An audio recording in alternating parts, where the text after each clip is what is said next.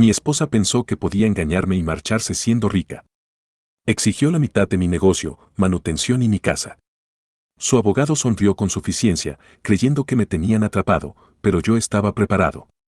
Yo, de 35 años, me casé con Jen, de 32, y durante 7 años compartimos una vida que, en apariencia, era perfecta. Habíamos construido lo que muchos envidiarían. Yo fundé mi empresa de construcción desde cero, trabajando sin descanso y sacrificando casi todo para levantar un negocio que llegó a abarcar proyectos por todo el estado. Empecé con un Ford F-150 usado, un pequeño garaje lleno de herramientas y muchas noches en vela, trabajando 80 horas a la semana, durmiendo en mi camión en ocasiones para ahorrar dinero en gasolina.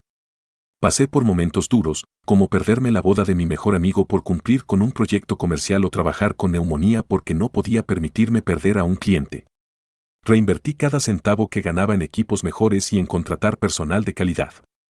Mientras yo me entregaba a la lucha diaria por el éxito, Jen no trabajó ni un solo día. Según nuestro acuerdo, ella se quedaba en casa para seguir sus sueños, mientras yo me ocupaba de todo lo demás, la casa, las cuentas y el estilo de vida que ambos deseábamos.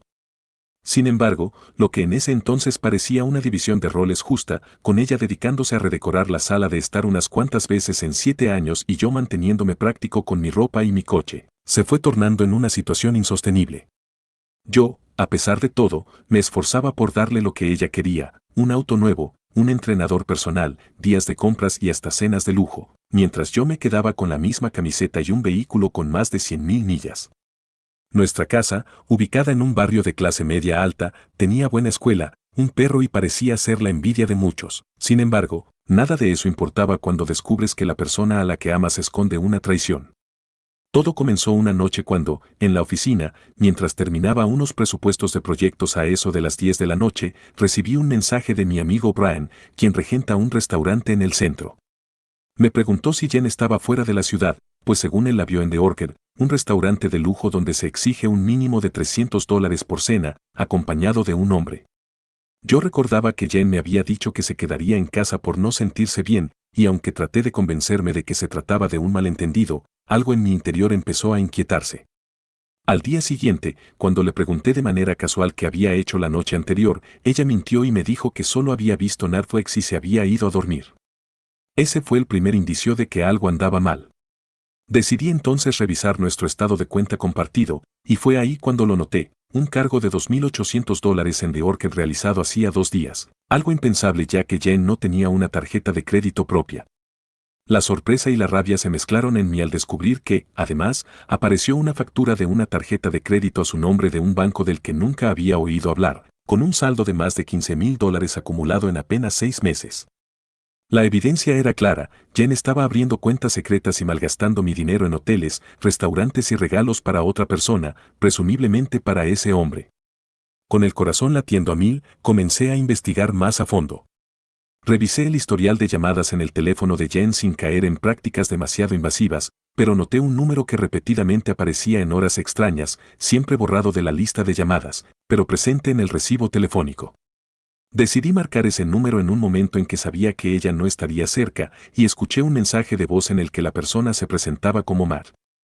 No quise dejarlo ahí, así que hice una búsqueda en redes sociales y descubrí que ese Matt Stevens era un abogado corporativo de renombre en la ciudad, atractivo y claramente con una presencia impecable.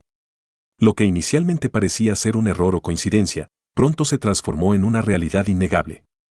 No me lancé a confrontar a Jen de inmediato, preferí recabar pruebas irrefutables. Como sabía de algunas cuestiones básicas de seguridad, instalé un sistema de cámaras en las áreas comunes de la casa, la sala, la cocina y la entrada principal. No puse cámaras en dormitorios o baños, pues tenía mis límites y no quería cruzar líneas éticas. Sin decirle nada a Jen, activé las cámaras en secreto, aprovechando que ella iba a clases de yoga y me comentaba de manera casual que habíamos conseguido un buen trato en el sistema de seguridad. Además, en un arranque de desesperación, respaldé el contenido del teléfono de Jen mientras se duchaba, algo de lo que no me siento orgulloso, pero que en ese momento se volvió necesario para saber en qué estaba involucrada realmente. Las cámaras no tardaron en mostrarme la cruda realidad. Apenas pasaba una semana y pude ver a Jen recibiendo a Mar en nuestro hogar, sentado en el sofá que yo mismo había comprado, mientras yo, ajeno, trabajaba hasta tarde. La situación no se limitaba a un encuentro casual o esporádico, se evidenció que estaban elaborando un plan. En las grabaciones se oía claramente cómo discutían sobre cómo, una vez iniciado el divorcio, Jen exigiría la mitad de mi empresa, la pensión alimenticia de por vida y hasta la casa. Matt, que hasta ese momento había pasado por mi mente como un mero amigo, se mostraba como el asesor legal perfecto, indicándole a Jen qué decir y cómo proceder para beneficiarse económicamente a costa de todo lo que había construido con tanto esfuerzo. La traición se volvió cada vez más palpable. Durante las siguientes semanas, me dediqué a documentar cada mentira, cada encuentro, cada llamada y cada gasto sospechoso. Me convertí en un detective en mi propia casa, saliendo en mis momentos libres a esperar fuera de restaurantes para tomar fotos discretas de Jen y Matt, grabando conversaciones y haciendo capturas de pantalla de sus interacciones en redes sociales, donde se notaban comentarios demasiado cómplices. Incluso tuve la precaución de tomar imágenes de facturas y correos electrónicos que confirmaban que habían abierto cuentas secretas y que habían planeado, con frialdad, defraudarme en el divorcio. El punto de quiebre llegó cuando, sin quererlo, Jen dejó su correo electrónico abierto en nuestra computadora. Vi un mensaje dirigido a Mar con el asunto Divorce Strategy, estrategia de divorcio, en el que detallaban cómo iban a esperar a que mi empresa cerrara un importante proyecto para demandar la mitad de todo lo que tenía, mi negocio, mi casa, mis inversiones. Ese mensaje fue la última gota que colmó el vaso, y supe que era el momento de actuar. Con todo el material en mano, contacté a Chris, un abogado de divorcios de los mejores en la ciudad, un profesional que se notaba mucho más ético y capaz que el mismo Matt. Le conté cada detalle, las llamadas, las cámaras, los correos electrónicos, las facturas, todo. Chris revisó todo y me dijo que Jen había cometido una traición calculada, que no solo había sido infiel, sino que además se había aliado con Matt para planear mi ruina financiera a través del divorcio. Su consejo fue claro: tenía que proteger lo que había construido y, sobre todo, contar con la fuerza del prenupcial que habíamos firmado antes del matrimonio. Yo había insistido en que Jen lo firmara porque mi padre, que ya había pasado por un divorcio complicado con su socio, me había advertido de las posibles traiciones. En ese entonces, Jen había tomado el prenup sin darle mayor importancia, como si fuera un simple formalismo, pero ahora se convertía en mi salvavidas. Durante las semanas que siguieron, continué con mi estrategia. En apariencia, me comportaba como el marido amoroso, llegaba a casa con flores, sugería salidas en pareja y me mostraba preocupado por el bienestar de nuestro matrimonio, mientras en realidad iba moviendo mis activos a cuentas separadas, resguardando mis documentos más importantes y cambiando contraseñas para asegurarme de que nada pudiera ser tomado sin mi consentimiento. Cada vez que Jen me decía que iba a clases de yoga o que se encontraba con amigas, yo tenía pruebas de que en realidad estaba con Matt. Todo era parte del plan para armar un expediente irrefutable. Llegó el día en que Jen, con una sonrisa enigmática, me entregó un sobre con los papeles de divorcio. En la cocina, mientras yo abría los documentos con una calma fingida, ella insistía en que ya no funcionaba la relación. Pregunté, en tono casual, si había alguien más, y ella mintió rotundamente. En ese preciso momento, mi mente estaba llena de imágenes de todo lo que había recabado, pero mantuve la compostura. Sabía que pronto llegaría el momento de la verdad en el juzgado. El día de la audiencia fue surrealista. Jen, vestida con esmero y maquillada, llegó acompañada de Matt, quien parecía un ejecutivo seguro de sí mismo. Yo, acompañado de Chris, me senté en la sala del tribunal con toda la evidencia organizada y listo para contrarrestar cualquier reclamo. Durante la sesión, Matt tomó la palabra con gran dramatismo, exponiendo cómo Jen había apoyado mi éxito a cambio de sacrificios personales, pintándola como la pareja sacrificada que merecía la mitad de mi negocio, la casa y una pensión mensual altísima. Sus palabras, ensayadas y llenas de argumentos superficiales, pretendían justificar una demanda que, de concretarse, hubiera significado mi ruina. Cuando llegó mi turno, Chris tomó el control de la sala. Con una calma profesional, comenzó a presentar la evidencia, el acuerdo prenupcial que dejaba claro que lo que yo había traído y lo que había construido en el negocio me pertenecía, junto con todo el material recopilado que demostraba la infidelidad y la conspiración para defraudarme.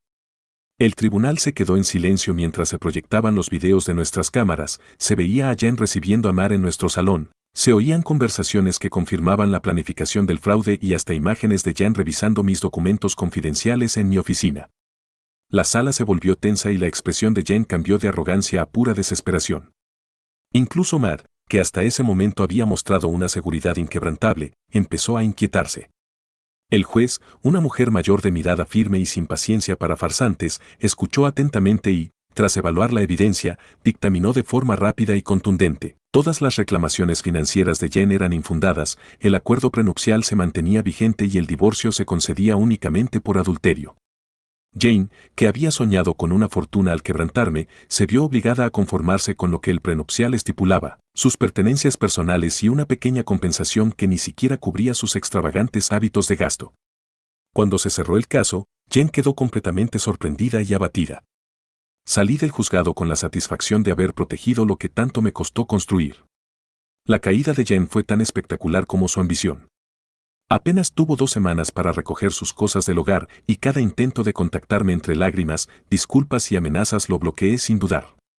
Incluso cuando apareció en la puerta de la casa con amigos como testigos, su imagen desaliñada y su mirada perdida me recordaron que nunca volvería a confiar en ella. Recuerdo sentir una mezcla de alivio y tristeza, alivio por ver que mi esfuerzo y sacrificio habían prevalecido, y tristeza por el hecho de que la persona con la que compartí años de mi vida se había transformado en alguien irreconocible y despiadada. El proceso me cambió.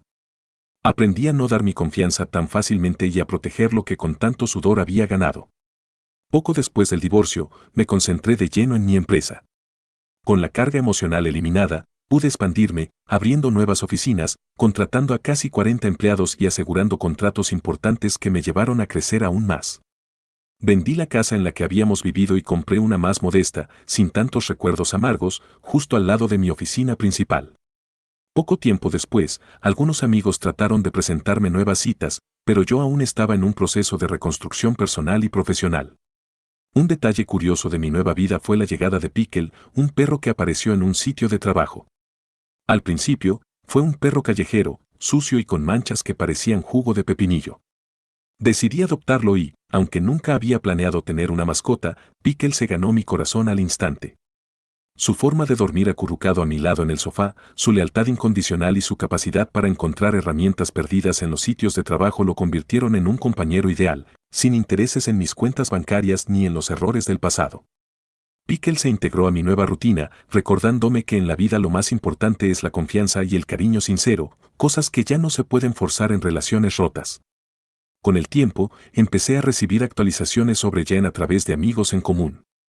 Se corrió la voz de que, tras el divorcio, ella había intentado reinventarse como influencer en redes sociales, con una cuenta de Instagram que apenas alcanzaba a reunir unos 2.000 seguidores.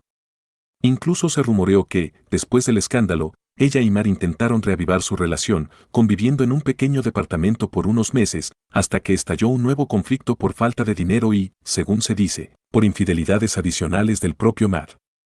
Esa historia me resultaba irrisoria, pues aquellos que planeaban mi destrucción acabaron enfrentándose a sus propios fracasos. Han pasado ya 6 meses desde que se finalizó el divorcio y 1 año y medio desde que se cerró ese capítulo doloroso de mi vida. Mi negocio sigue prosperando, de hecho, la ausencia de Jen me permitió concentrarme por completo en lo que realmente importaba y he expandido mi empresa a 3 nuevos condados, abriendo una segunda oficina y consolidando un flujo de proyectos que me mantendrán ocupado por el próximo año y medio. La venganza, en cierto modo, fue dulce, no solo porque logré salvar mi patrimonio, sino porque se hizo justicia. El abogado Mar fue investigado por su conducta antiética y tuvo su licencia suspendida por 18 meses, algo que me hizo sentir que, al menos, el karma había cumplido su función. Finalmente, tomé la decisión de darme un respiro y, por primera vez en años, me permití ir de vacaciones. Escogí un destino paradisíaco, unas islas en Hawái, donde pude desconectar totalmente, dejé mi laptop en casa, revisé mi correo casi nada y recordé lo que se siente vivir sin presiones, sin sombras del pasado. Esa experiencia me renovó, recordándome que, a pesar de las cicatrices, la vida continúa y uno puede volver a encontrar la felicidad en las cosas simples, como en un paseo por la playa o en la compañía sincera de un buen amigo o de un perro fiel como Pickle.